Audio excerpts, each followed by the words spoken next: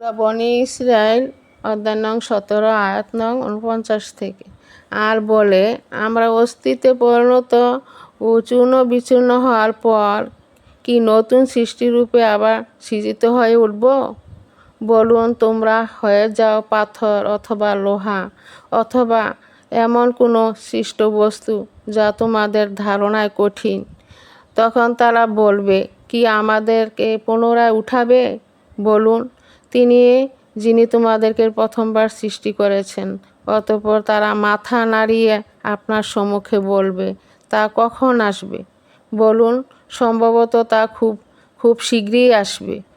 সেই দিন তোমাদেরকে ডাকলে প্রশংসা সাড়া দিবে এবং তোমরা মনে করবে যেন অল্প সময়ে ছিলে। আমার বান্দাদেরকে বলুন, তারা যেন উত্তম কথা বলে। নিঃসন্দেহে শয়তান তাদের মধ্যে বিভেদ সৃষ্টি করার জন্য উস্কানি দিয়ে থাকে। শয়তান মানুষের প্রকাশ্য শত্রু। রব তোমাদেরকে ভালোভাবে জানেন।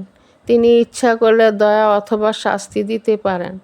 আর আমি আপনাকে তাদের জিম্মাদার করে পাঠাইনি। আকাশ ও জমিনের সকলের ব্যাপার আপনার রবই ভালো জানেন।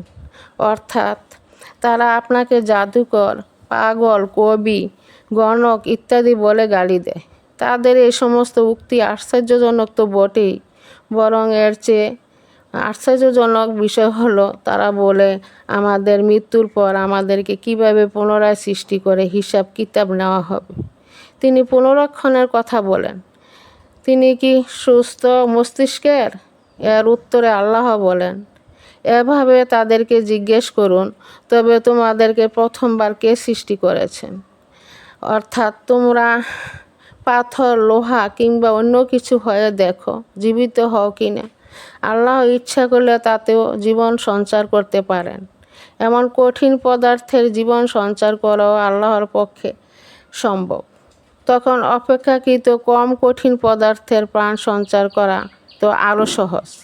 মানবদেহের বিক্ষিপ্ত অংশগুলোতে প্রাণ সঞ্চার করা যে অপেক্ষাকৃত সহজ তা বলাই বাহুল্য, কেননা এগুলোর মধ্যে একবার প্রাণ সঞ্চার করা হয়েছে। পক্ষান্তরে লোহা, পাথর ইত্যাদি কঠিন পদার্থের প্রাণীদের ন্যায় প্রাণ তো কখনো আসেনি।